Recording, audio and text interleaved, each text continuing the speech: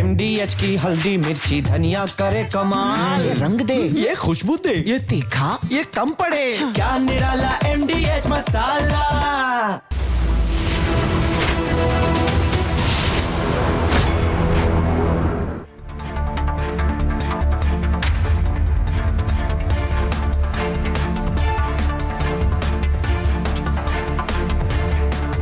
नमस्कार, बहुत स्वागत है आपका। आप देख रहे हैं देश का नंबर 1 न्यूज शो, ये भारत की बात है, और मैं हूं आपके साथ मृदुल शर्मा। होगी देश की हर बात, दिखाएंगे आपको देश और दुनिया की तमाम बड़ी खबरें। दर्शकों, आज वो दिन है जब आतंकियों ने भारत की आत्मा पर हमला किया था, संसद पर हमला किया था, लेकिन उसके बाद से लेकर आज तक आतंकियों को ठोकने का काम भारतीय सेना कर रही है। लेकिन ये आतंकी मुल्ला मुनीर के कहने पर भारत को धमकी दे रहे हैं। दर्शकों, धमकी आपको बताता हूं ये लोग क्या कह रहे हैं, दिखाइए जरा। ये आप देख रहे हैं, ये भूले नहीं है आतंकी जब कैसे हमने ऑपरेशन सिंदूर में, ये देख रहे हैं आप, फतिया पढ़ रहे हैं, ये फुल फ्रेम दिखाइए इसे। कई ऐसे आतंकी थे जिनको हमने जहन्नुम पहुंचा दिया था, जहन्नुम का टिकट काट दिया था, और जो आतंकी फतिया पढ़ रहा है अब वो भारत को धमकी दे रहा है।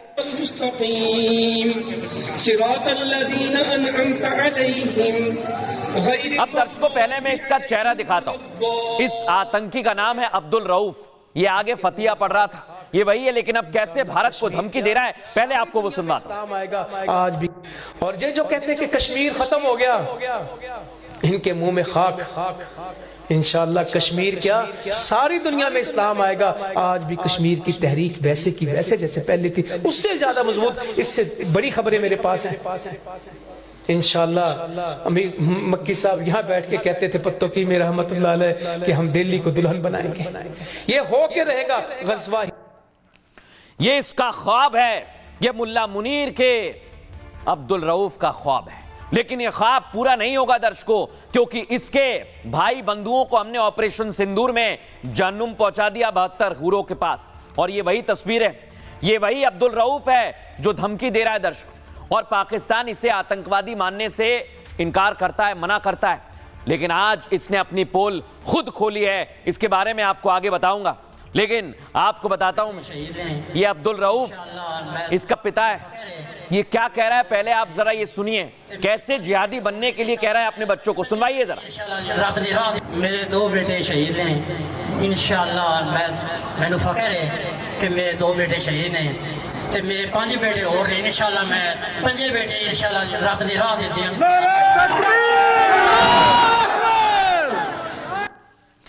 सुना दर्शकों आपने, ये कह रहा है कि अभी तो 2 खत्म हुए हैं और भी हैं, तो सेना ने भी कहा है जितने हैं आ जाओ। देख रहे हैं आप, पाकिस्तान में तो गदर मचा हुआ है, आतंकिस्तान में इस समय टीटीपी के लड़ाके अलग अलग जगह पर पाकिस्तानी सेना को ठिकाने लगा रहे हैं। तो आतंकियों को ठिकाने लगाने का काम पाकिस्तान के अंदर सीक्रेट किलर कर रहा है।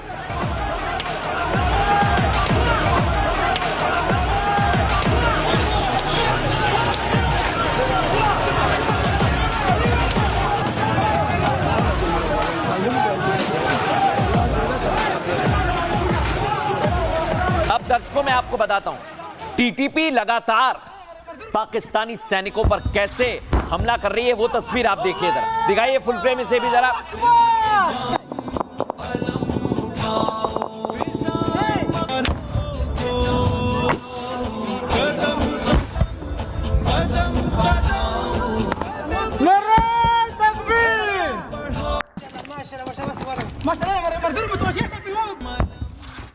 लेकिन दर्शकों, आपको बताता हूं मैं, ये मुल्ला मुनीर की जहरीली सोच ऐसी है, ये जिहादी तैयार कर रहे हैं, जिहादी दर्शकों।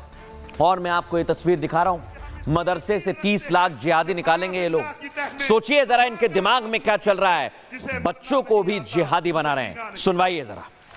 पाकिस्तान के खिलाफ मई में हम बैत करते हैं, जैसा कि मई में हमने कहा था कि 30 लाख मदारस के तालिब इल्म आपके एक हुक्म के मुंतजिर हैं। ये अइम्मा, ये खुताबा, हमें इससे परवाह नहीं है, क्योंकि हम इस पे यकीन रखते हैं कि फना फिल्लाह की तह में बका का राज मुज़मिर है, जिसे मरना नहीं आता उसे जीना नहीं आता। पाकिस्तान के खिलाफ मई के बाद तेजी क्यों आती है? इसलिए तेजी आती है कि आपने वो कर दिया जिससे दुनिया परेशान है। सुना दर्शकों आपने, मई के बाद, ऑपरेशन सिंदूर के बाद इनका दिमागी स्तर खत्म हो चुका है, लेकिन ये फिर भी बाज नहीं आ रहे। देख रहे हैं आप, ये लश्कर तैयबा का नया ठिकाना बन रहा है। ये ठिकाना बनेगा और जिस दिन भारत पर आतंकी आंख उठाकर देखेंगे, इस ठिकाने को भी तहस नहस कर दिया जाएगा दर्शकों। लेकिन आज मैं आपको दिखाना चाहता हूं, मैं इतने दावे के साथ, आत्मविश्वास के साथ क्यों पाकिस्तान को ललकार रहा हूं। उसकी वजह है भारतीय सेना दर्शकों। और आज 491 युवा अफसरों के साथ कैसी तस्वीर है भारत के आर्मी चीफ की, आप देखिए, पुशअप्स लगा रहे हैं। और ये आसान नहीं है, ये पाकिस्तान को चेतावनी एक बार फिर दिखाइए।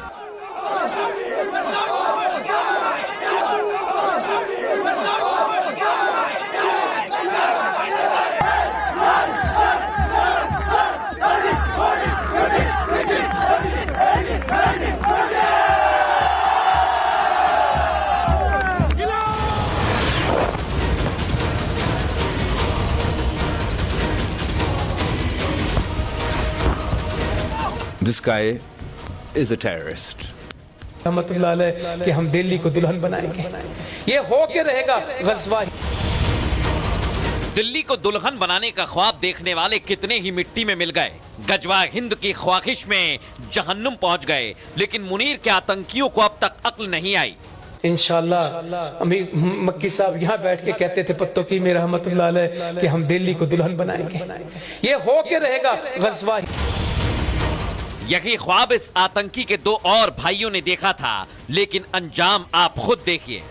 मेरे दो बेटे शहीद हैं। इंशाअल्लाह मैनू फख्र है कि मेरे दो बेटे शहीद हैं ते मेरे 5 बेटे और हैं। इंशाअल्लाह मैं 5 बेटे इंशाअल्लाह रब दी राह देते हैं। अब मियाँ को कौन बताए, योगी ने पहले ही वार्निंग दी थी, गजवा हिंद का ख्वाब देखा तो जहन्नुम का टिकट कटेगा। गजवाए हिंद हिंदुस्तान की धरती पर नहीं होगा। गजवाए हिंद की कल्पना करना भी और उसका सपना देखना भी जहन्नुम में जाने का टिकट का रास्ता पैदा कर देगा।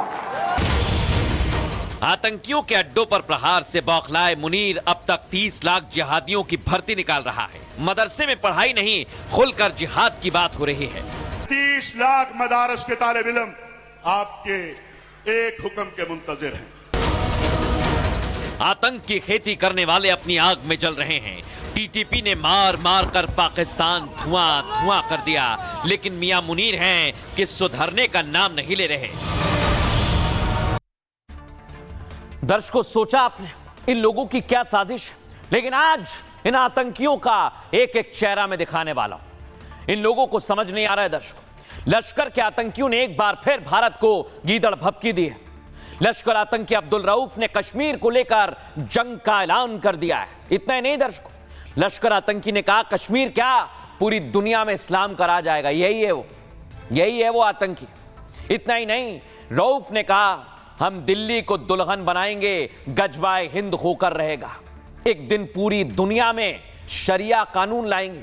जो आतंकी धमकी दे रहा है दर्शकों, आपको बताऊं मैं, 7 मई को इसी के 2 भाई भारत के ऑपरेशन सिंदूर की स्ट्राइक में मारे गए थे। मुरीद के वाले आतंकी अड्डे पर यही सेना के साथ नमाज पढ़ रहा था, देख लीजिए इसे। तब बिलावल भुट्टो और पाक सेना ने इसे आतंकी नहीं, शरीफ आदमी बताया था, सज्जन आदमी। अब उसी कथित शरीफ इंसान ने दिल्ली को दुल्हन बनाने की धमकी दी है दर्शकों। यानी मौलाना के चेहरे से नकाब उतर गया है। आतंकी था उस नकाब के पीछे जो सामने आ गया। और लश्कर के उस अब्दुल रऊफ ने खुद नकाब हटाकर मुनीर का सच दुनिया को बता दिया है। भले ही यह आतंकी भारत के खिलाफ बड़ी बड़ी तकरीरें कर रहा हो दर्शकों, लेकिन सच तो यह है, टीटीपी के हमलों से पाकिस्तान बेहद कमजोर और परेशान है। सच छिपाने के लिए मुनीर ने जहरीले भाषण वाले आतंकियों को आगे कर दिया है। लेकिन हाफिज सईद के इस आतंकी का सच दुनिया के सामने है और भारत भी तैयार है इन्हें सबक सिखाने के लिए दर्शकों। लेकिन दर्शकों, आप सोचिए, पाकिस्तान साजिश कर रहा है, पाकिस्तान को भारतीय सेना सबक सिखाएगी। बहरहाल खबरों में आगे बढ़ूंगा और आज ऐसी खबर है जो बहुत गंभीर खबर है दर्शकों। लेकिन आज मैं यह खबर आपको दिखा रहा हूं क्योंकि इस वजह से उत्तराखंड का माहौल खराब हुआ। तुषार नाम के एक लड़के को गुफरान नाम के एक लड़के ने मार दिया, दर्शकों मार दिया, मर्डर कर दिया दर्शकों उसका। और उसकी तस्वीर जो आई है वो हैरान कर देगी, चौंका देगी। पहली तस्वीर दिखाइए दर्शकों, ये आप देखिए, ये वो सीसीटीवी है जिसमें पूरी वारदात कैद हुई है। फुल फ्रेम दिखाइए कैसे वहां पर झगड़ा हुआ।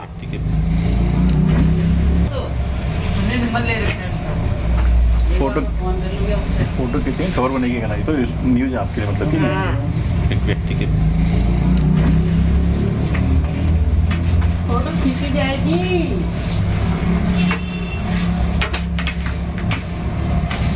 ये देख रहे हैं आप, कुछ लोग मिलकर एक शख्स को पीटते रहते हैं।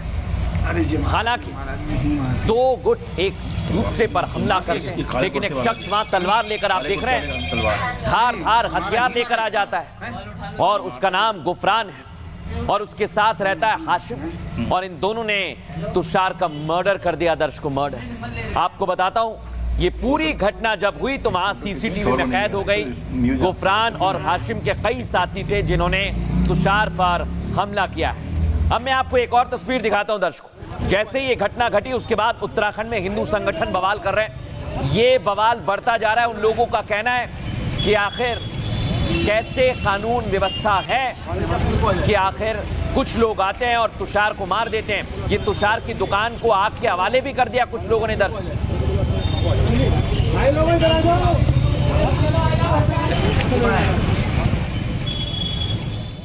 हिंदू संगठनों ने भारी बवाल किया है दर्शकों। उनका कहना है इंसाफ मिलना चाहिए। लेकिन मर्डर से पहले का एक वीडियो सामने आया जिसमें लड़ाई हो रही है दर्शकों, वाद विवाद हो रहा है। लेकिन इस वीडियो में क्या है आपको मैं ध्यान से सुनवाता हूं, सुनिए जरा।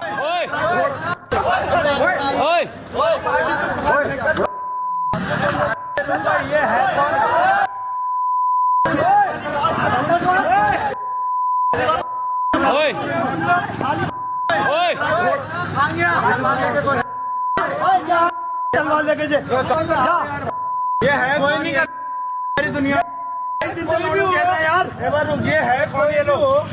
अरे ऐसा कौन मारता है यार? भाई मर जाए लौंडे यार। अरे मर जाए। अरे वो तुम्हारा कुछ भी यार, यहाँ ऐसा क्यों कर रहे हो मेन मार्केट एरिया में यार? सुना दर्शकों, यहां पर बड़ी संख्या में लोग मौजूद थे, लेकिन उसके बाद अब हिंदू संगठन मैदान में आ गए। पूरे खटीमा में तुषार की हत्या का विरोध किया जा रहा है, नारेबाजी की जा रही है। सुनवाता हूं आपको, सुनवाइए जरा।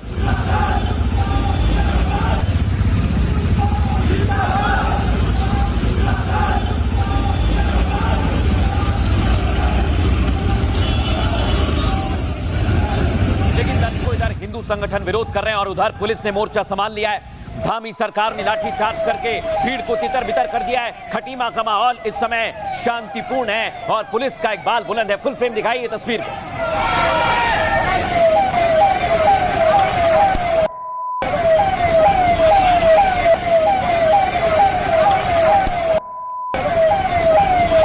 दर्शकों, लाठीचार्ज हुआ, लेकिन इधर अभी भी प्रदर्शन तेज किया जा रहा है। परिवार वाले सामने आ गए, देख रहे हैं आप। प्रदर्शनकारियों का कहना है कि धर्म देख कर मारा गया है।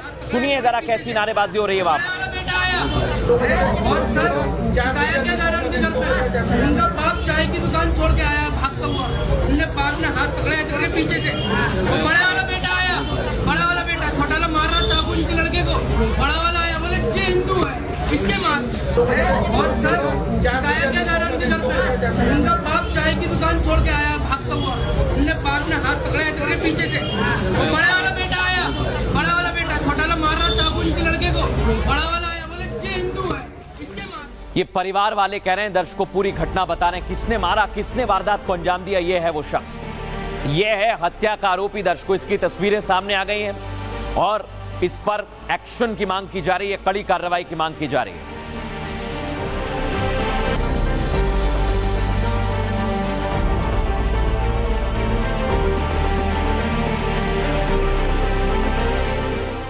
ये वो शख्स है जिसने वारदात को अंजाम दिया दर्शकों। लेकिन इन्हीं हालात को लेकर नेता टी राजा सामने आए। दावा किया जा रहा है, उनका बयान सोशल मीडिया पर सामने आया। दावा किया जा रहा है कि इन्हीं हालातों को लेकर यह बयान दिया गया है। सुनिए जरा। जो काटना सीखेगा वही हिंदू जीवित रहेगा भारत में। एक होने की आवश्यकता है, क्योंकि ये लोग गजवा हिंद और जिहाद करना सोच रहे हैं। तो ऐसे आतंकियों को अब काटने की आवश्यकता है। अभी सबको एक होने की आवश्यकता है, क्योंकि ये लोग गजवा हिंद और जिहाद करना सोच रहे हैं। तो ऐसे आतंकियों को अब काटने की आवश्यकता है।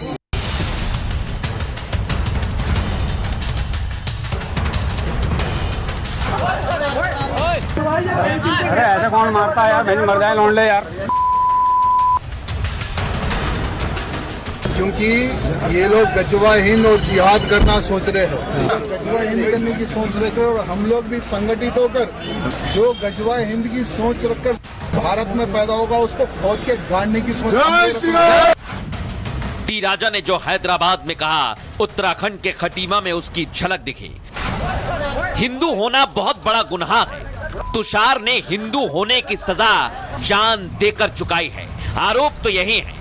मारा चाकू इनके लड़के को, बड़ा वाला आया बोले जे हिंदू है इसके मार। खटीमा में बवाल और हैदराबाद से सवाल। फायर ब्रांड नेता टी राजा की ये भाषा भी किसी बवाल से कम नहीं है। तो ऐसे आतंकियों को अब काटने की आवश्यकता है। जो लड़ेगा, जो काटना सीखेगा वही हिंदू जीवित रहेगा भारत में। टी राजा पर सवाल उठने लाजमी है, लेकिन इन मौलानाओं की भाषा ही खटीमा जैसे कांड की जिम्मेदार है। इतनी बुरी बुरी बात कही उन्होंने। यानी टी राजा ने गजवाए हिंद गैंग के खिलाफ जंग का ऐलान कर दिया है। जंग भी ऐसी की भाषा सुनकर ही गजवाए हिंद गैंग की सांस हलक में अटक गई।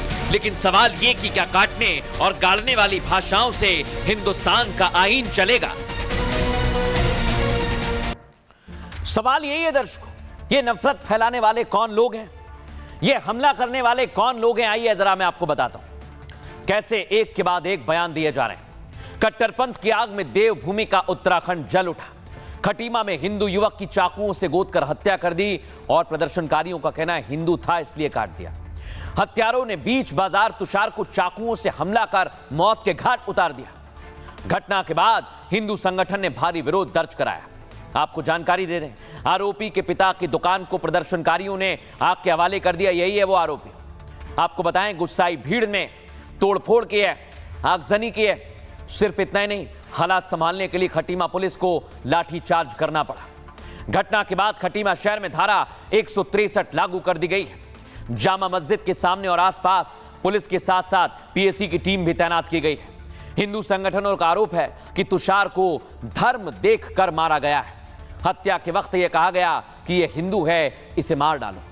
गुफरान हाशिम नाम के लड़कों पर हत्या का आरोप लगाए, जिसमें से एक आरोपी है। उत्तराखंड जैसे शांत राज्य में दर्शकों इस तरह की घटना सवाल खड़े करती है कि आखिर कैसे मुख्यमंत्री का गृह क्षेत्र है खटीमा, जहां मर्डर हो गया है। फिलहाल पुलिस कातिलों की तलाश में अलग अलग जगह पर छापामारी कार्रवाई कर रही है और जल्द ही आरोपियों को गिरफ्तार करने का दावा कर रही है। आपको सुनवाते हैं अभी तक इस मामले को लेकर एक्शन क्या हुआ और उस मामले को लेकर परिवार वाले क्या कह रहे हैं, सुनिए जरा।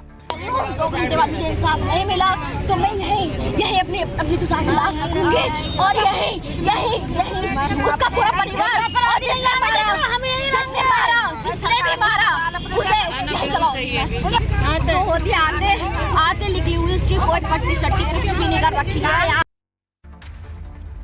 अब दर्शकों मैं आपको बताता हूं, परिवार वाले तो कह रहे हैं कि इंसाफ मिलना चाहिए, न्याय मिलना चाहिए, लेकिन इधर आप देख रहे हैं कल ये मौलाना की तस्वीर मैंने आपको दिखाई थी। ये सर तन से जुदा की धमकी दे रहा था योगी फोर्स को, लेकिन इसे गिरफ्तार कर लिया है। और आज टी राजा ने भी इसी तरह की बात कही, लेकिन उन्होंने कहा जो आतंकी हैं, आतंक फैला रहे हैं, उनकी गर्दन काट देनी चाहिए। अब दर्शकों मैं आपको बताता हूं, ये जो मौलाना है जिसके बारे में मैं आपको बता रहा हूं, ये देखिए कल इसने धमकी दी और आज ये जेल के सलाखों के पीछे। फुल फ्रेम दिखाइए और सुनवाइए कैसे धमकी दी और अब जेल के पीछे। हमारे बते और माइक लगे थे, मगर जान से पहले से हो रही, पहले माइक पे हमारे बते और माइक लगे थे, हमने उतार लिया उनके कहने से ही। फिर एक माइक की इजाजत दी थी और परमिशन भी हमारे। इसने योगी फोर्स को सर काटने की धमकी दी दर्शकों, लेकिन आज इस पर जबरदस्त एक्शन लिया गया है। आइए जरा मैं आपको बताता हूं। फायर ब्रांड नेता टी राजा के एक बयान पर भारी बवाल हो रहा है। टी राजा ने कट्टरपंथियों और आतंकियों को काटने की बात कही है। टी राजा ने कहा, जो काटना सीखेगा वही हिंदू भारत में जिएगा। जो गजवाए हिंद का ख्वाब देख रहे हैं उन्हें काटने की जरूरत है। टी राजा ने यह विवादित बयान हैदराबाद में कुछ लोगों के सामने दिया दर्शकों। दरअसल चंद दिन पहले कुछ मौलानाओं ने वंदे मातरम का विरोध किया। फिर यूपी में एक मौलाना ने, यही है वो मौलाना, दरोगा को सिर काटने की धमकी दी। हालांकि सिर तन से जुदा की धमकी देने वाला मौलाना योगी फोर्स के हत्थे चढ़ गया, गिरफ्तार किया गया है। लेकिन इस घटना के बाद टी राजा के तेवर बेहद गर्म है और उन्होंने खुल्लम खुल्ला खास समुदाय को काटने की धमकी दे दी, आतंकियों को काटने की धमकी दी। टी राजा के इस बयान के बाद सोशल मीडिया पर भी बवाल मचा हुआ है। लेकिन दर्शकों, बड़ी बात यह कि आखिर एक तरफ से धमकी दी जा रही है और दूसरी तरफ से इसी तरह का जवाब दिया जा रहा है। सुनवाता हूं आपको। सबको एक होने की आवश्यकता है, क्योंकि ये लोग गजवा हिंद और जिहाद करना सोच रहे हैं। तो ऐसे आतंकियों को अब काटने की आवश्यकता है। जो लड़ेगा, जो काटना सीखेगा, वही हिंदू जीवित रहेगा भारत में। आज एक मौलाना बोल रहा है कि जो वंदे मातरम बोलते हैं वो मुर्दे होते हैं। वो मौलाना बोल रहा है कि अब हम जिहाद करेंगे। तो ऐसे मौलानाओं को अब सबक सिखाने का समय आ रहा है। आज पहले आतंकी अनपढ़ होता था, ये लोग बहाना बनाते थे। आतंकी डॉक्टर बन गया, डॉक्टर आतंकी बनकर गरीब लोगों को मार रहा है। तो इसलिए मेरे मित्रों, सब लोग संगठित हो जाओ, अब लड़ने का समय है। लोग गजवा हिंद करने की सोच रखकर और हम लोग भी संगठित होकर जो गजवा हिंद की सोच रखकर भारत में पैदा होगा उसको खोद के गाड़ने की सोच जारी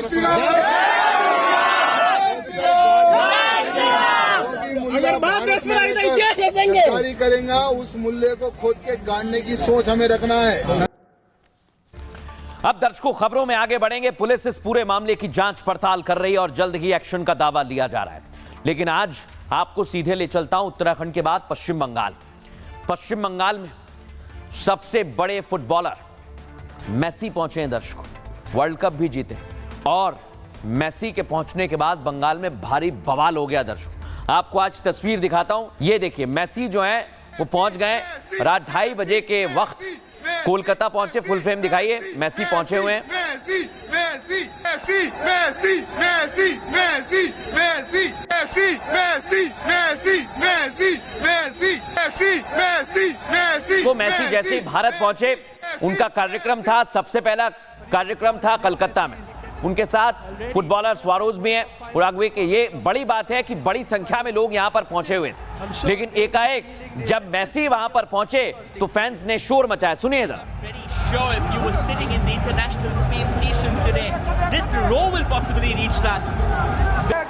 And Messi and Suarez, part of the famous Barcelona side, winning 4 La Liga. Messi और स्वारोज को देखने के लिए बड़ी संख्या में लोग पहुंचे हुए थे, फैंस पहुंचे हुए थे और आज 70 फीट ऊंची प्रतिमा का अनावरण भी किया। दिखाइए जरा। इस कार्यक्रम में खुद लियोनेल मेसी पहुंचे हुए थे और यहां आप देखेंगे उन्होंने स्टैच्यू का वर्चुअली उद्घाटन भी किया। लेकिन इसके बाद दर्शकों हालात खराब हो गए। लोगों को लगा कि मेसी से मुलाकात होगी, सेल्फी खींचेंगे, लेकिन मेसी आए और चले गए, ऐसा लोगों का दावा है। लेकिन यहां आयोजकों पर सवाल उठ रहा है। पहले दिखाइए जरा कैसे वहां हंगामा होने लगा।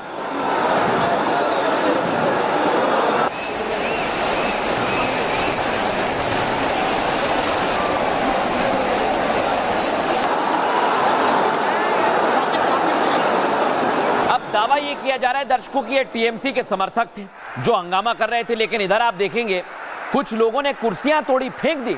आप सोचिए, ये भारत की छवि खराब करने वाला है। एक तो यहां पर बड़ी संख्या में लोग आए, लेकिन जब मेसी से मुलाकात नहीं हुई, वो देख नहीं पाए तो हंगामा करने लगे। दिखाइए जरा।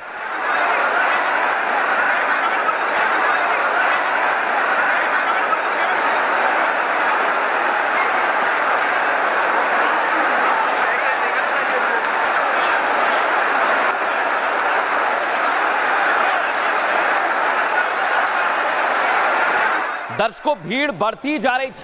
फैंस देख रहे हैं आप, तंबू तक उखाड़ दिया, तंबू भी उखाड़ दिया फैंस ने। दिखाइए जरा फुल फ्रेम इसे।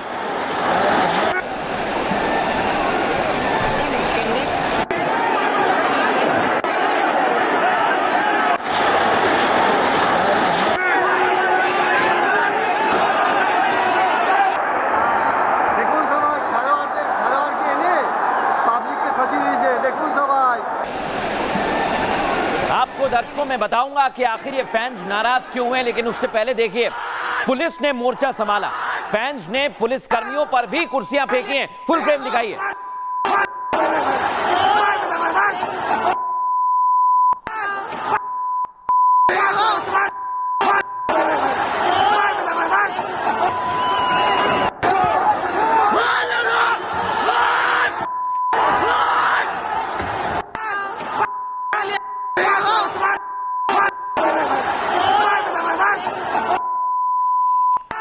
अब दर्शकों मैं आपको बताता हूं, एकाएक जब हंगामा बढ़ा तो स्टेडियम में भगदड़ मच गई। देख रहे हैं आप, पूरा का पूरा स्टेडियम खचाखच भरा हुआ है, लेकिन यहां पर लोग आ गए, भगदड़ मच गई। फुल फ्रेम दिखाइए कैसा हंगामा वहां पर हुआ।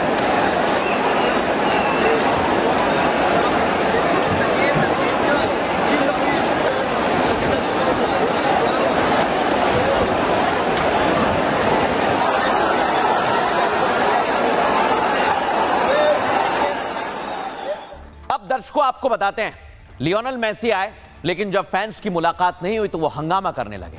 लेकिन इधर आप देखेंगे हंगामे में एक प्रशंसक चोटिल हो गया है। खबर यह है कि कई लोगों को गंभीर चोट आई है, हालांकि उसे अस्पताल में भर्ती करवाया गया है। जो शख्स था उसके चेहरे पर खून बहने लगा। अगली तस्वीर में आपको दिखाता हूं, कई प्रशंसक यहां पर पहुंचे हुए थे। देख रहे हैं आप, फैंस ने स्टेडियम के अंदर आगजनी भी की है। स्टेडियम के अंदर ही आग लगा दी गई है गुस्से में। सुनाइए। আজকে সল্ট স্টেডিয়ামে আগুন, জনতার আগুন, জনতার মনের আগুন, আজকে সল্ট স্টেডিয়ামে আগুন, জনতার আগুন, জনতার মনের আগুন, আজকে সল্ট স্টেডিয়ামে আগুন। अब दर्शकों मैं आपको बताता हूं ये क्यों हो रहा है, क्योंकि यहां पर प्रशंसकों से दावा कुछ किया, वादा कुछ किया, लेकिन निभाया नहीं। सुनिए जरा कैसे हंगामा हुआ। पब्लिक मतलब क्या होगा? 500 आदमी घेर के रखा मेसी को, सब नेता अभिनेता लोग। हम लोग को क्यों बुलाया? ये देखिए टिकट 10 आदमी लोग, क्या करने आएंगे हम लोग? पब्लिक मतलब बेवकूफ है बंगाल में। देख लीजिए 10,000 रुपए का टिकट है, 12,000 रुपए का। एक शक्ल नहीं देख पाया उनका हम लोग। सब नेता लोग घोर के रखा है उसको पूरा एकदम।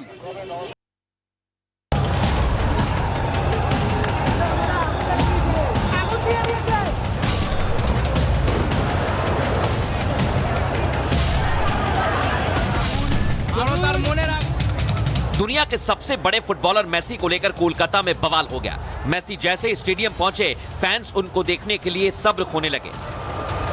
मेसी करीब 20 मिनट तक स्टेडियम में रुके। ऐसे में हजारों फैंस जो उनकी एक झलक पाने का इंतजार कर रहे थे, वो उनके जाने के बाद बेकाबू हो गए। कुर्सियां फेंकने लगे, तंबू उखाड़ दिया, आग लगा दी, पुलिस कर्मियों के ऊपर कुर्सियों से हमला कर दिया।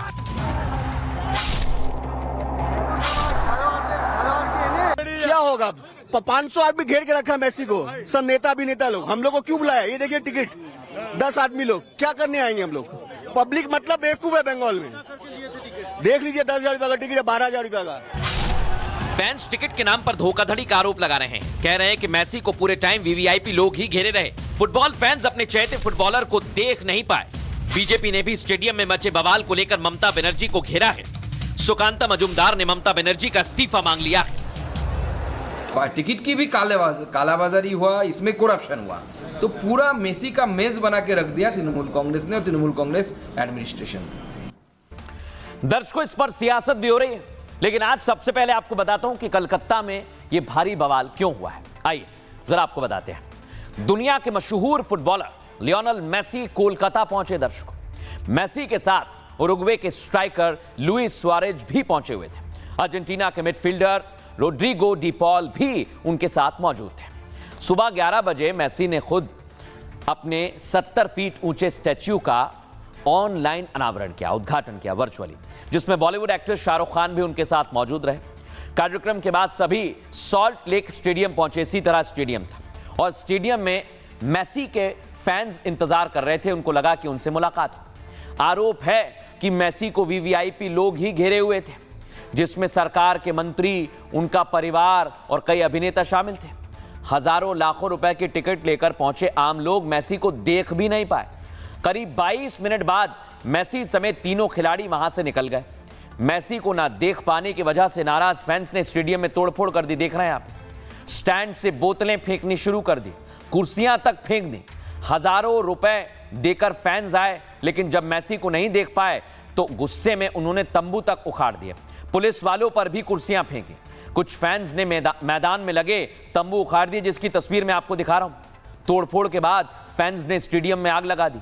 मौके पर मौजूद पुलिसकर्मियों ने तुरंत आग पर काबू पाया और भीड़ को खदेड़ने के लिए पुलिस ने लाठीचार्ज किया। लाठीचार्ज में कई फुटबॉल फैंस जख्मी हो गए। दर्शकों, लेकिन दर्शकों बड़ी बात क्या है, एक एक तस्वीर जो आज सामने आई है वो बदइंतजामी की तस्वीर है। दर्शकों, बदइंतजामी में क्यों कह रहा हूं, यहां पर फैंस से दावा किया गया। आप देखिए उसके बाद कैसे लाठीचार्ज हुआ। दिखाइए जरा कैसे लाठीचार्ज किया गया।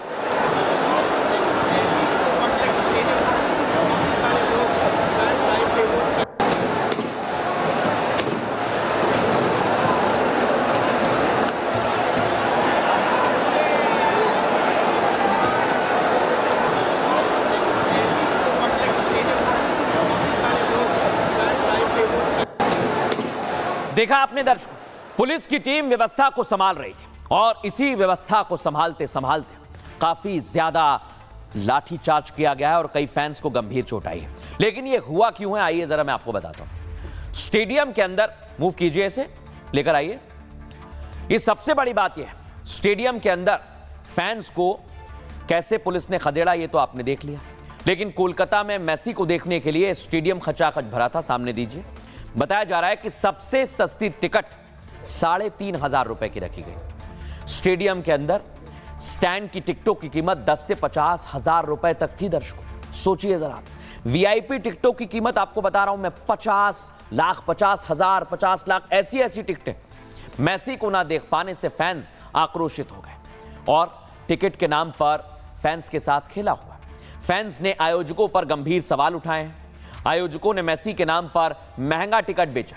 कुछ फैंस ने मेसी के साथ सेल्फी लेने की भी बात कही है कि उनको दावा किया गया था ऐसा होगा, लेकिन मेसी के पास केवल मंत्री और वीवीआईपीज ही मौजूद रहे। मेसी को देखने आए फैंस आयोजकों पर गंभीर आरोप लगा रहे हैं और मेसी को केवल मंत्री और अधिकारी घेरे हुए थे।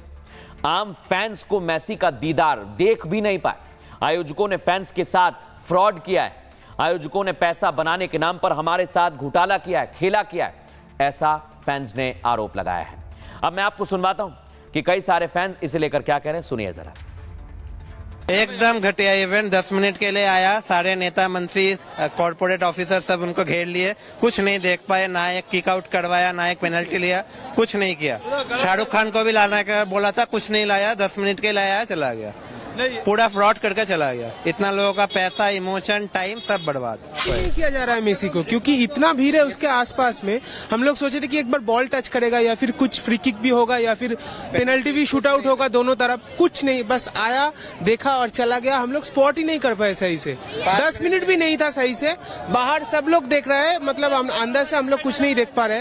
ये एक फ्रॉड के अलावा और कुछ नहीं कह सकते हम लोग। मैनेजमेंट से पर्टिकुलर से फोटो खिंचाने में लग गया, प्रोग्राम खराब कर दिया, प्रोग्राम नहीं था। हम बैंगलोर से आए, ऑफिस छुट्टी लेके एकदम सब कुछ छोड़ छाड़ के आए, बस मेसी को एक झलक देखने के लिए।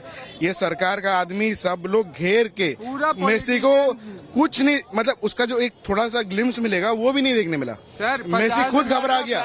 ये देखिए, ये 16,000 रुपए हम लोग ने दिए हैं, 16,500 की टिकट। जाते ही पुलिस ने 3 रो रिजर्व कर लिया, 3 रो रिजर्व करके बैठा है वीआईपी लाउंज में।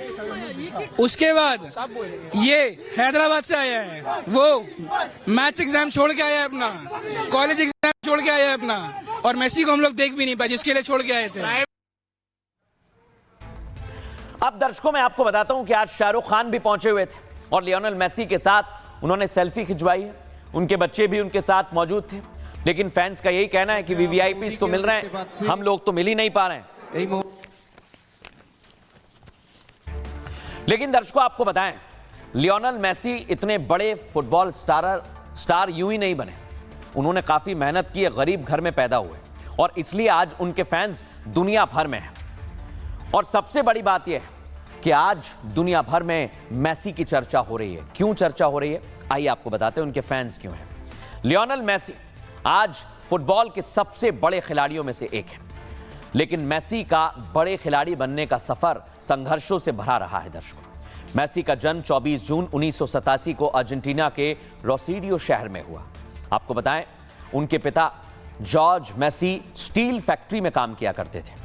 मां सेलिया एक पार्ट टाइम क्लीनर थी। दर्शकों, आप सोचिए, इतने गरीब थे। बचपन से ही मेसी फुटबॉल का जुनून सवार था और फुटबॉलर बनना चाहते थे, लेकिन 10 साल की उम्र में उन्हें एक बीमारी हो गई। आपको बताएं, ग्रोथ हार्मोन डिफिशियंसी GHD नामक बीमारी का पता चला। इस बीमारी का इलाज काफी महंगा था और मेसी के टैलेंट की भी इसके साथ साथ चर्चा होने लगी। स्पेन के बार्सिलोना क्लब ने उनके इलाज का खर्चा उठाने का फैसला किया और फिर मेसी 13 साल की उम्र में परिवार के साथ स्पेन चले गए, जहां बार्सिलोना क्लब में उनका फुटबॉल करियर परवान चढ़ने लगा। 2021 तक मेसी बार्सिलोना क्लब के लिए खेलते रहे। आपको बताएं, अपनी ड्रिबलिंग और प्ले मेकिंग, बेहतरीन पासिंग के लिए, साथ ही साथ फिनिशिंग और फ्री किक के लिए लियोनेल मेसी पहचाने जाते हैं। उनकी रनिंग स्पीड बाकी प्लेयर्स के मुकाबले काफी तेज है। बार्सिलोना के लिए मेसी ने 21 चैंपियनशिप लीग टाइटल जीते हैं और 2005 में मेसी ने अर्जेंटीना के लिए इंटरनेशनल डेब्यू भी किया। 2005 में उन्होंने टीम से अंडर 20 वर्ल्ड कप भी जीता और 2008 में अंडर 23 टीम के साथ ओलंपिक गोल्ड पर भी कब्जा जमाया। 2022 में अर्जेंटीना को फीफा वर्ल्ड कप का चैंपियन भी बनाया। टूर्नामेंट में 7 गोल कर उन्होंने गोल्डन बॉल का अवार्ड भी जीता और 2026 का फीफा वर्ल्ड कप उनका आखिरी वर्ल्ड कप हो सकता है, इसलिए दुनिया भर के फैंस उनके साथ सेल्फी लेना चाहते हैं। लेकिन दर्शकों, बड़ी बात यह कि भारत का नाम खराब हुआ है। अब यह नाम क्या फैंस ने खराब किया? नहीं दर्शकों, इसके जिम्मेदार हैं आयोजक और ममता बनर्जी सरकार। दिखाता हूं मैं आपको, ये देख रहे हैं आप, ये स्टेडियम के बाहर मेसी मेसी के नारे लगाए। इतनी भीड़ का अंदाजा था तो व्यवस्थाएं क्यों नहीं की गई? सुनवाइए जरा।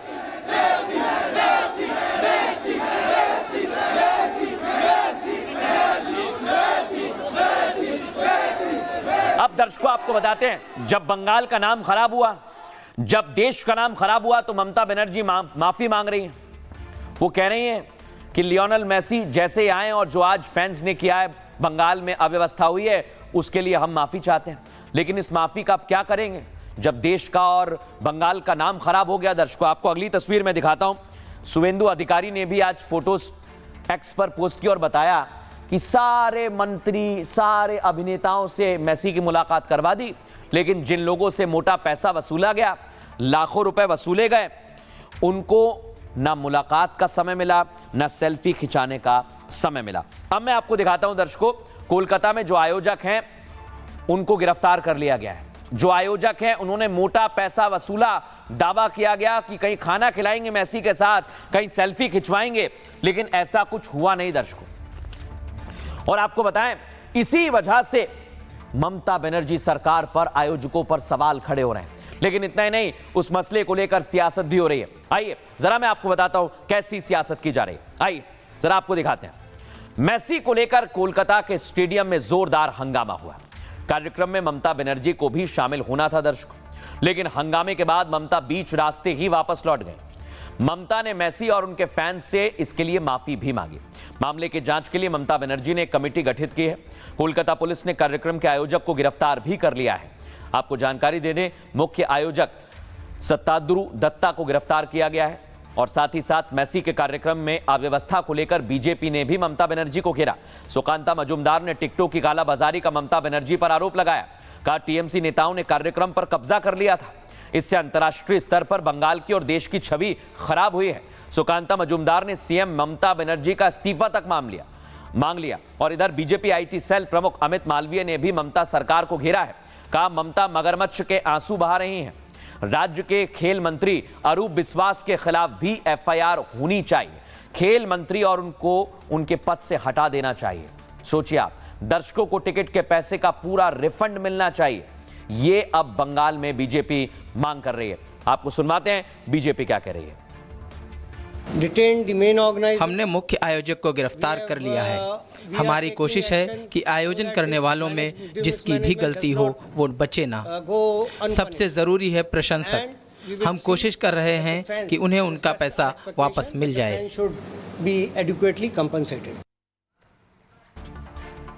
अब आपको सुनवाते हैं इस मसले को लेकर कैसी राजनीति हो रही है, सुनिए।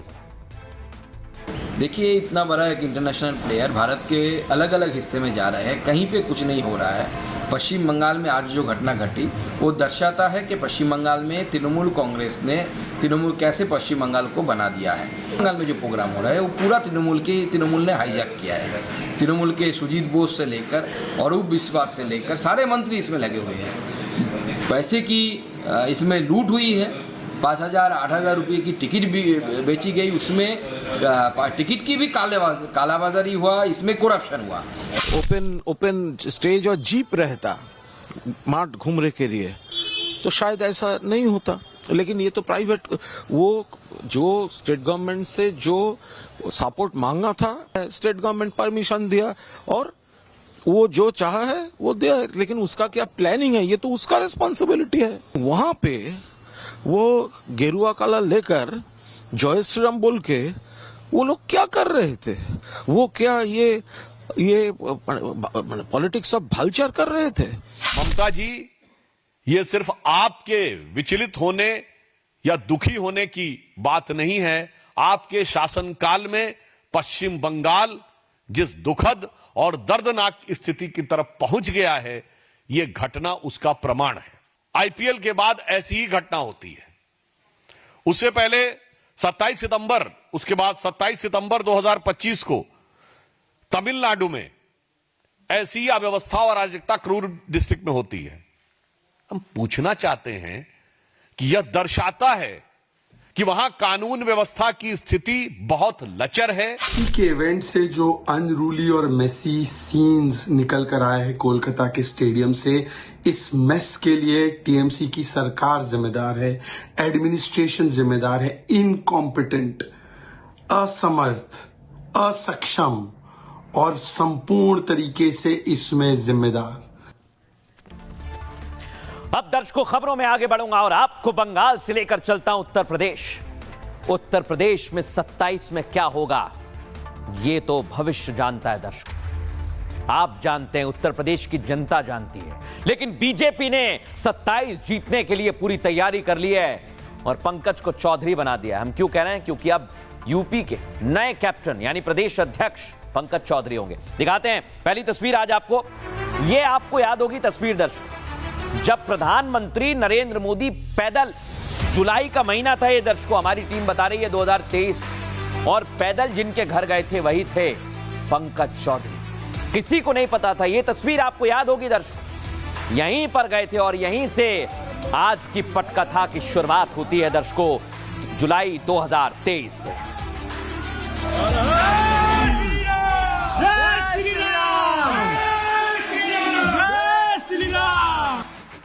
देखा दर्शकों आप, ये वही तस्वीर थी, लेकिन तब कोई नहीं जानता था कि ये पंकज चौधरी बीजेपी के अध्यक्ष बन सकते हैं। और आज देखिए, आज नामांकन भरा है, लेकिन इसमें बड़ी बात क्या है, उनके साथ मुख्यमंत्री और दोनों डिप्टी सीएम मौजूद रहे, यानी सबकी सहमति है और इनको चार्ज दिया गया, यानी 27 में जीत का प्लान बीजेपी ने अभी से लिख दिया है।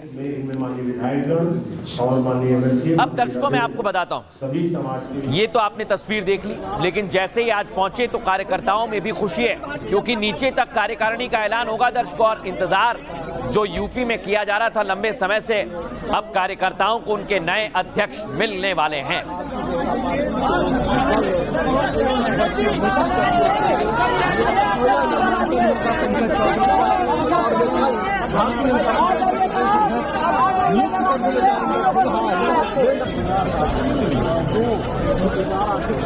अब दर्शकों आपको बताएं कि नामांकन अगर कोई और दाखिल करता है तो और भी चुनाव होते हैं और फिर अध्यक्ष का चुनाव होता है, लेकिन पंकज चौधरी का लगभग तय माना जा रहा है, क्योंकि बीजेपी का अपना संविधान है और आज बताया गया है कि कौन कौन वोट डालेगा। लेकिन पंकज चौधरी क्यों बीजेपी के अध्यक्ष बनने वाले हैं, इसके पीछे के मायने क्या हैं, आपको दिखाते हैं।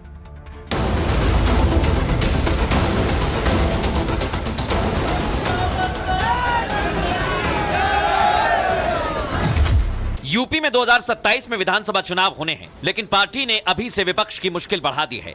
बीजेपी ने कुर्मी समुदाय से आने वाले पंकज चौधरी को अपना प्रदेश अध्यक्ष चुना है, जो ओबीसी बिरादरी में यादव के बाद दूसरी सबसे बड़ी जाति है। और आधिकारिक रूप से कल 2 बजे घोषणा होगा। हमारे केंद्रीय पर्यवेक्षक पीयूष गोयल जी और तावड़े जी आए हुए हैं, फिर उसके बाद निश्चित तौर से जब जिम्मेदारी प्राप्त होगी तो विस्तार से आपको बताएंगे। तो सवाल ये, क्या बीजेपी गैर यादव सियासत पर फोकस कर रही है? और ये भी कि क्या पार्टी चौधरी को अध्यक्ष बनाकर पूर्वांचल साधना चाहती है, जहां लोकसभा और विधानसभा दोनों चुनाव में बीजेपी को करारी हार मिली थी? अब दर्शकों मैं आपको बताने वाला हूं, पंकज चौधरी बहुत खास हैं क्योंकि कई सारे समीकरण बनाए गए हैं और इसलिए पंकज चौधरी को चुना गया है। आइए जरा आपको बताते हैं वो समीकरण क्या है। पंकज चौधरी यूपी बीजेपी के अध्यक्ष होंगे। दर्शकों, पंकज चौधरी के नाम का ऐलान कल होगा। बीजेपी अध्यक्ष के लिए आज नामांकन दाखिल किया गया। पंकज चौधरी के अलावा किसी ने पर्चा नहीं भरा दर्शकों, जिसके बाद साफ हो गया कि वो निर्विरोध चुने जाएंगे। पंकज चौधरी के प्रस्तावकों में खुद मुख्यमंत्री योगी आदित्यनाथ शामिल थे, डेप्यूटी सीएम केशव प्रसाद मौर्य और ब्रजेश पाठक भी प्रस्तावक थे। सीएम, डिप्टी सीएम समेत 10 नेताओं ने उनका नाम का प्रस्ताव दिया।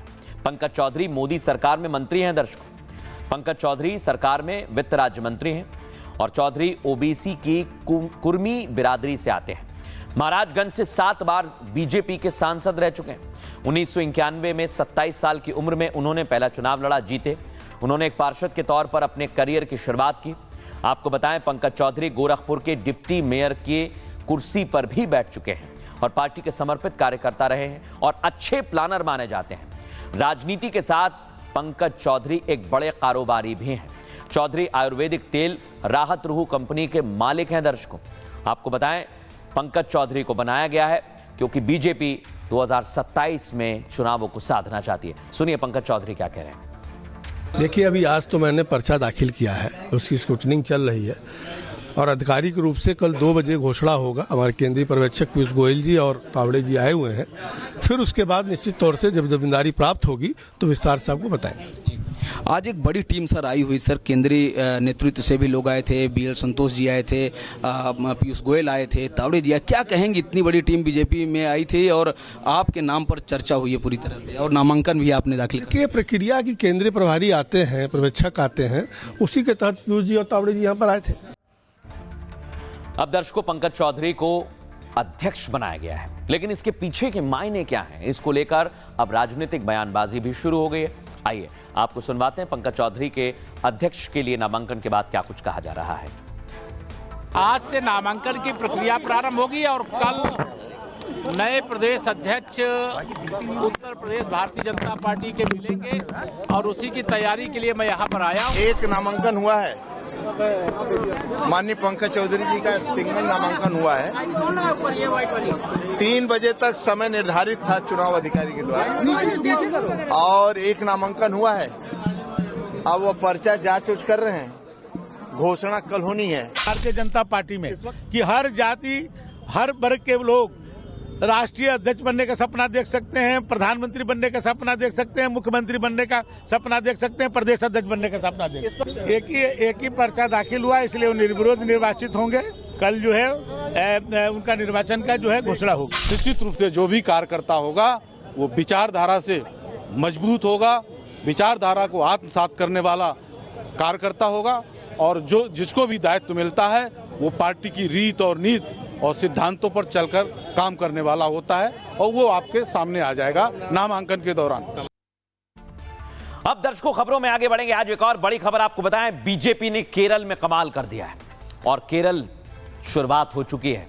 बीजेपी ने कहा केरल में कमाल के बाद ये तो सिर्फ ट्रेलर है। सबसे पहली तस्वीर आपको बताते हैं। आज बीजेपी ने चुनाव में जीत हासिल की है। चुनाव छूटा था दर्शकों, शहर का था, लेकिन जीत तो जीत होती है। बीजेपी ने कहा कि यहां से हम लेफ्ट के किले को उखाड़ने के लिए हुंकार भर चुके हैं।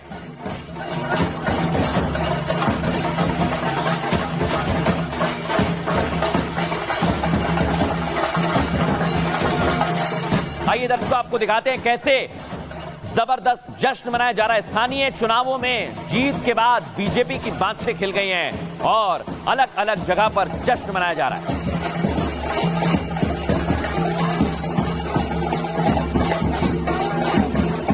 आपको बताएं दर्शकों, ये जीत इतनी खास है कि पीएम मोदी ने भी सोशल मीडिया पर बधाई दी है और बताया विकसित केरलम ये देह है बीजेपी का, और इसी के साथ प्रधानमंत्री ने बताया कि अब आगे चल रहे हैं। लेकिन ये जो बड़ी बात है दर्शकों, ये आपको समझना होगा कि एक एक तस्वीर जो आज हमने देखी है वो बीजेपी के लिए कितनी खास है।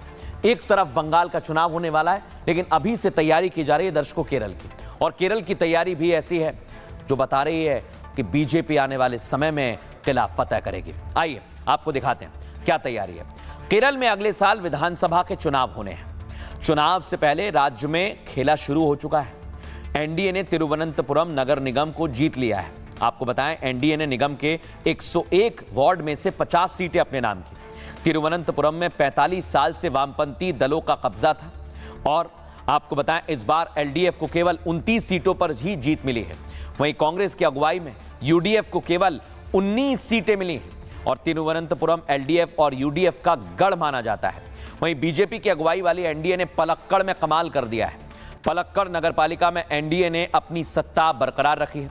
केरल के स्थानीय चुनाव में बीजेपी की मजबूती कई बात के संकेत देती है। चुनाव नतीजों से साफ है कि अब विधानसभा चुनाव त्रिकोणीय होगा।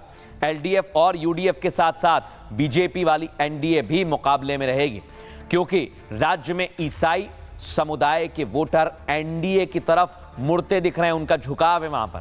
और एर्नाकुलम जिले में आपको बताएं, मुनबम इलाके में एनडीए ने शानदार प्रदर्शन किया है, जिसे राज्य की सियासत में एक ऐतिहासिक टर्निंग पॉइंट माना जा रहा है, क्योंकि इस इलाके में ईसाई वोटर्स का दबदबा है और जीत हार वही तय करते हैं। संकेत साफ है कि बीजेपी को हिंदुओं के साथ साथ ईसाइयों के वोट भी अब मिलने लगे हैं। राज्य में खास तौर से शहरी क्षेत्र में एनडीए लगातार शानदार प्रदर्शन कर रहा है। हालांकि ओवरऑल प्रदर्शन के हिसाब से देखें तो यूडीएफ का प्रदर्शन शानदार रहा, जिसका मतलब है कि सत्ताधारी दल एलडीएफ की मुश्किल बढ़ने वाली है, और बीजेपी ने यहां से इसकी शुरुआत कर दी है।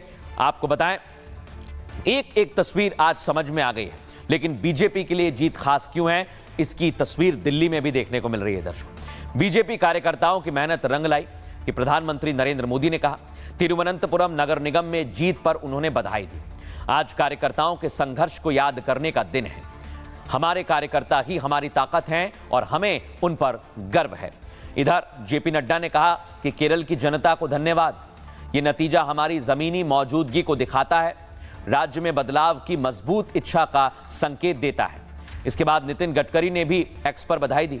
केरल के लोगों का दिल से शुक्रिया, उन्होंने बीजेपी और एनडीए पर अपना भरोसा जताया है। इस प्रदर्शन से नए अध्याय की शानदार शुरुआत हुई है। इधर राजीव चंद्रशेखर ने कहा, केरल की राजनीति में हमारी ये बड़ी छलांग है और लोगों ने विकसित केरल के संदेश को स्वीकार कर लिया है। आपको बताएं, ऐसी ही बधाई से बीजेपी के कार्यकर्ता भी उत्साहित हैं। सुनिए जरा सुधांशु त्रिवेदी क्या कह रहे हैं।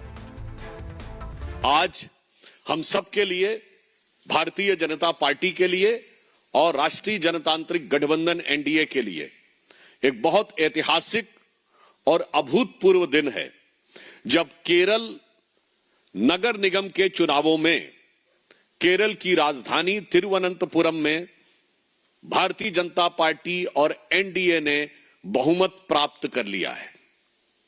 यह निश्चित रूप से केरल की राजनीति के लिए एक युगांतकारी परिवर्तन है और भारत की राजनीति के लिए एक बहुत दूरदर्शी संकेत है। केरल में सिर्फ इतना ही नहीं है, एर्नाकुलम जिले में मुनम्मम क्षेत्र में जो ईसाई बाहुल्य है, वहां भी भारतीय जनता पार्टी ने शानदार जीत हासिल की है। त्रिचूर जिले के कन्नन पुलंगम में भारतीय जनता पार्टी की, उस मुस्लिम बाहुल्य क्षेत्र में भारतीय जनता पार्टी की प्रत्याशी मुमताज ने कांग्रेस के प्रत्याशी को हराया है। पलक्कड़ नगर परिषद में हमने विजय हासिल की है और अपनी स्थिति को बरकरार रहते हुए और मजबूत किया है। अब दर्शकों, ये तो केरल की बात रही, लेकिन बीजेपी दावा कर रही है कि वो बंगाल भी जीतेंगे और इसलिए ममता बनर्जी पर निशाना भी साध रहे हैं। लेकिन इधर ममता बनर्जी ने एसआईआर को लेकर कहा कि मैं तो सीएम हूं, सांसद रह चुकी हूं, मैं क्यों भरूंगी। लेकिन अमित मालवीय बात कर रहे हैं कि वो जनता को गुमराह कर रही हैं। अगली तस्वीर दिखाइए। इधर ममता बनर्जी चुनाव आयोग पर सवाल उठा रही हैं, लेकिन शुवेंदु अधिकारी ममता बनर्जी पर सवाल उठा रहे हैं। लेकिन आपको बताते हैं ममता बनर्जी क्यों टेंशन में आ गई हैं। क्योंकि इधर बंगाल में SIR चल रहा है दर्शक। बंगाल में चुनाव आयोग की रिपोर्ट भी आ गई है। आपको बताएं, इलेक्शन कमीशन ने SIR के पहले फेज के आंकड़े जारी कर दिए। 58 लाख से ज्यादा नाम वोटर लिस्ट से हटा दिए गए। दावा यह किया गया सबसे ज्यादा नाम दक्षिण 24 परगना से काटे गए। आपको बताएं 24 परगना में 8 लाख से ज्यादा नाम हटाए गए हैं। यह इलाका ममता बनर्जी के भतीजे अभिषेक बनर्जी का गढ़ है। विधानसभा क्षेत्र के हिसाब से सबसे ज्यादा नाम चौरंगी से कटे हैं। चौरंगी विधानसभा क्षेत्र से 74,000 से ज्यादा नाम हटाए गए हैं। कोलकाता पोर्ट से करीब 64,000 वोटर के नाम काटे गए। आपको यह भी जानकारी दें कि TMC के फिरहाद हकीम यहां से जीतते रहे हैं। ममता की भवानीपुर, जहां से वो खुद लड़ती हैं, वहां से भी 44,000 से ज्यादा नाम काटे गए हैं। शुवेंदु अधिकारी की नंदीग्राम से 10,000 नाम काट दिए गए और आसनसोल साउथ से 39,000 से ज्यादा नाम हटाए गए। आसनसोल विधानसभा बीजेपी का गढ़ माना जाता है। सिलीगुड़ी सीट से 31,000 से ज्यादा नाम काटे गए हैं। सिलीगुड़ी में भी बीजेपी का मजबूत गढ़ है और इसलिए कहा जा रहा है कि पूरे प्रदेश में इसका असर होने वाला है। बहरहाल अब खबरों में आगे बढ़ेंगे। आज एक और बड़ी खबर आपको बताते हैं और सीधे लेकर चलते हैं।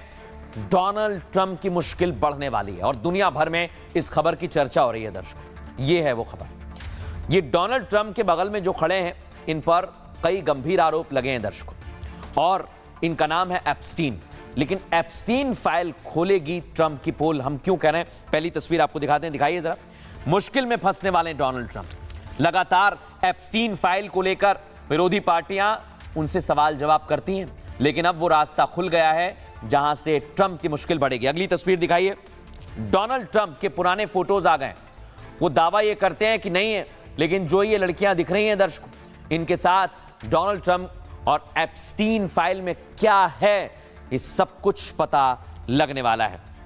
अगली तस्वीर आपको बताते हैं दर्शकों। एलन मस्क ने भी एप्स्टीन को लेकर कुछ सवाल उठाए थे और मस्क से ट्रंप की दोस्ती टूटने की एक बहुत बड़ी वजह एप्स्टीन थी दर्शकों और अब इसका खुलासा भी धीरे धीरे होने लगा है। अगली तस्वीर दिखाइए।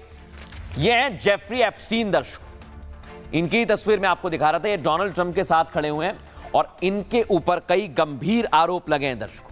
कई गंभीर आरोप लगे हुए हैं जो अलग अलग तरह से डोनाल्ड ट्रंप की मुश्किल बढ़ाएंगे।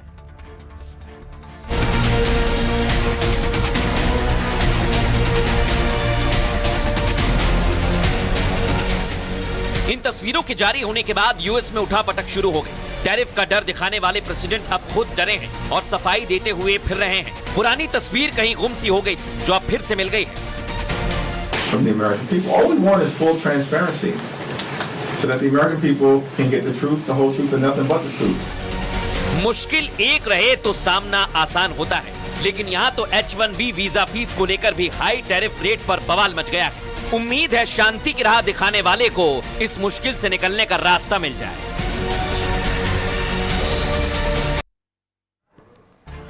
अब दर्शकों आपको बताते हैं एप्स्टीन फाइल का मुद्दा क्या है और दुनिया भर में इसकी चर्चा क्यों हो रही है, क्योंकि ये डोनाल्ड ट्रंप की मुश्किल बढ़ाएगा।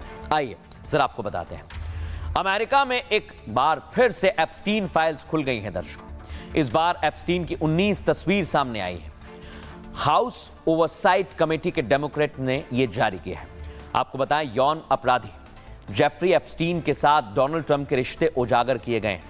ये सारी तस्वीर दर्शकों जो आप देख रहे हैं, ये जेफरी के एस्टेट से मिली है। आपको जानकारी दे दें, एप्स्टीन फाइल इसीलिए इसको नाम दिया गया है। जो तस्वीरें सामने आई हैं उसमें डोनाल्ड ट्रंप भी आपको दिखाई दे रहे हैं। वो यंग हैं। डोनाल्ड ट्रंप कुछ महिलाओं के साथ भी दिखते हैं। आपको बताएं, महिलाओं की पहचान को सार्वजनिक नहीं किया गया है। ब्लैक कलर से जो आगे उनके फेसेस कवर किए हैं वो इसलिए क्योंकि दूसरी तस्वीर में ट्रंप किसी महिला से बात भी कर रहे हैं और तीसरी तस्वीर में ट्रंप एक महिला के बगल में खड़े हुए हैं। हालांकि तस्वीर में किसी को कोई अन्य गतिविधि करते हुए नहीं देखा जा रहा है, कोई अवैध गतिविधि करते हुए नहीं देखा जा रहा है। दावा यह कि एप्स्टीन फाइल्स के चलते ही मस्क और ट्रंप की दोस्ती टूटी थी। और जेफरी एप्स्टीन कौन है दर्शकों, यह भी आपको बताएं। न्यूयॉर्क के करोड़पति फाइनेंसर हैं और बड़े नेताओं और सेलिब्रिटीज के साथ इनकी दोस्ती के चर्चे रहे हैं। इन्हीं पर नाबालिग से यौन उत्पीड़न का आरोप लगा है। उसे नाबालिग से सेक्स की मांग करने का दोषी भी माना गया है। जेफरी को 13 महीने की जेल हुई, फिर वो निकल गए। और 2019 में जेफरी पर सेक्स ट्रैफिकिंग के भी गंभीर आरोप लगे और अमेरिका में गिरफ्तार भी किया गया और जेल में उसके बाद एप्स्टीन ने आत्महत्या कर ली। जेफरी की पार्टनर गिस्लीन मैक्सवेल इस समय जेल में है दर्शकों, लेकिन डोनाल्ड ट्रंप की मुश्किल यहां से बढ़ने वाली है क्योंकि अब वो तस्वीर सामने आ गई जो बहुत कुछ बताने वाली है। सुनिए जरा। The DOJ doesn't comply with the so-called Department of Justice under the Trump administration needs to comply with the law, and we as Democrats, led by Robert Garcia, the top Democrat on the Oversight Committee. आइए दर्शकों आपको बताते हैं, Epstein file को लेकर जो खुलासे हो रहे हैं वो चौंकाने वाले हैं। वो चौंकाने वाले इसलिए हैं क्योंकि एक एक तस्वीर जो सामने आ रही है, तस्वीरों में बिल क्लिंटन भी दिखाई दे रहे हैं। दर्शकों फुल फ्रेम दिखाइए। बिल क्लिंटन के साथ कई और तस्वीर भी हैं जो बड़े बड़े नाम को बताती हैं। इसलिए आप देखिए कि अभी इस समय डोनाल्ड ट्रंप के साथ साथ कई बड़े लोगों की भी मुश्किल बढ़ने वाली है। इसको क्लोज करें। अमेरिका के पूर्व राष्ट्रपति बिल क्लिंटन भी साथ में दिखाई दे रहे हैं। उद्योगपति बिल गेट्स की तस्वीर भी जेफरी के साथ है और डोनाल्ड ट्रंप के पहले एडवाइजर स्टीव बैनन भी इन तस्वीरों में मौजूद हैं। एक्टर वुडी एलन की तस्वीर भी एप्स्टीन फाइल से निकली है। आपको जानकारी दें, यूएस के इकोनॉमिस्ट लैरी समर्स की भी तस्वीर एप्स्टीन फाइल के अंदर है। वकील एलन, इनकी तस्वीर भी दर्शकों सामने आई है। ब्रिटिश एंटरप्रेन्योर रिचर्ड ब्रैसनन भी एप्स्टीन फाइल में देखे गए हैं। एंड्रयू माउंटबेटन विंडसर की तस्वीर भी एप्स्टीन फाइल में देखी है। तस्वीर सामने आई तो ट्रंप भी सामने आ गए। अमेरिकी राष्ट्रपति ने कहा, जेफरी को जानता था, कई सालों तक हम दोनों के बीच रिश्ते भी रहे, लेकिन 2004 के आसपास ही रिश्ता खत्म हो गया। एप्स्टीन के किसी के गलत काम में भी इनकी भूमिका नहीं थी। अमेरिकी राष्ट्रपति के साथ पूर्व राष्ट्रपति बिल क्लिंटन का भी नाम आया। जेफरी एप्स्टीन से संबंध रह चुके हैं। उन्होंने कहा एप्स्टीन के प्राइवेट जेट से वो यात्रा भी कर चुके हैं, लेकिन एप्स्टीन के अपराधों की उन्हें जानकारी नहीं थी। अब इधर रॉबर्ट का भी नाम आया। डेमोक्रेट की ओर से तस्वीरें जारी की गई हैं। दर्शकों, पीड़ितों को न्याय मिलना ही मकसद है। अब इस लीपापोती को खत्म करने का वक्त आ गया है। शक्तिशाली लोगों के साथ तस्वीरें बड़े सवाल खड़े करती हैं। इतना ही नहीं, अब ऐसी तस्वीर सामने आने के बाद अमेरिका में लगातार सवाल पूछे जा रहे हैं। सुनिए जरा। Seen it, but I mean, everybody knew this man. He was all over Palm Beach. He has photos with everybody. I mean, almost there are hundreds and hundreds of people that have photos with him. So that's no big deal. I know nothing about it. अब दर्शकों, Epstein file में जब Donald Trump का नाम सामने आया तो वो अलग अलग प्लान बनाने लगे।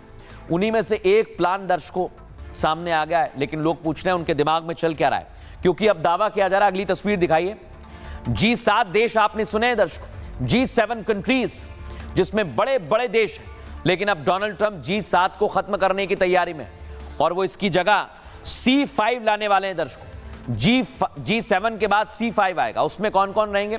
America, China, India, Russia.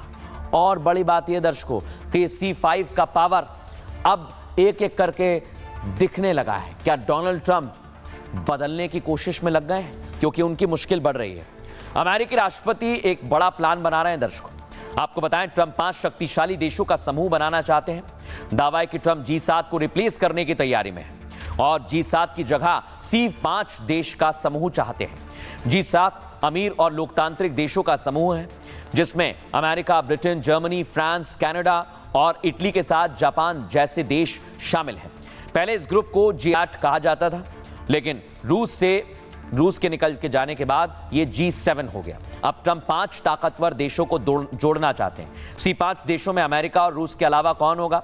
Bharat, चीन और जापान को जोड़ने की योजना है। दावा यह किया जा रहा है कि इस प्लान का जिक्र उन्होंने अमेरिका के नेशनल सिक्योरिटी स्ट्रेटजी ड्राफ्ट में किया है। और ट्रंप का लक्ष्य क्या है? 5 बड़ी शक्ति वाले देशों को एक मंच पर लेकर आएंगे, जिसके जरिए मिडिल ईस्ट की सुरक्षा सुनिश्चित करना चाहते हैं। यानी इजराइल सऊदी के रिश्ते में सुधार की इच्छा रखते हैं डोनाल्ड ट्रंप, और इसको लेकर उनकी तैयारी भी है। बहरहाल दर्शकों, खबरों में आगे बढ़ेंगे और आज आपके लिए सूत्र क्या है, आपके जीवन में वो क्या संदेश देता है, आइए आपको बताते हैं। आज का सूत्र दर्शकों हमने लिया है प्रेमानंद जी महाराज से। वो कहते हैं, इंसान को अपना दुख केवल भगवान से कहना चाहिए। दुख की घड़ी में अगर कोई आपसे पूछे कैसे हो, तो उसको मुस्कुराकर जवाब देना चाहिए कि अच्छे हैं, भगवान की कृपा है। और अंदर ही अंदर भगवान से कहना चाहिए, आप तो सब जानते हैं, हे नाथ मेरी समस्या का समाधान करो या मुझे सहने की शक्ति दो। भगवान ही दुख हरेंगे, क्योंकि इंसान का क्या, वो तो खुद दुखी है। वो हंसी उड़ा सकता है, थोड़ी सी सहानुभूति दे सकता है, लेकिन उसकी समस्या का समाधान नहीं कर सकता। इसलिए आप भी इस बात का विशेष ख्याल रखें। एक छोटा सा ब्रेक, जल्द हाजिर होंगे। नमस्कार। अब आया असली स्वाद। अब आया स्वाद। जब स्वाद के पड़े हो लाले तो MDH का चंकी चाट मसाला डालें। MDH का चंकी चाट मसाला। MDH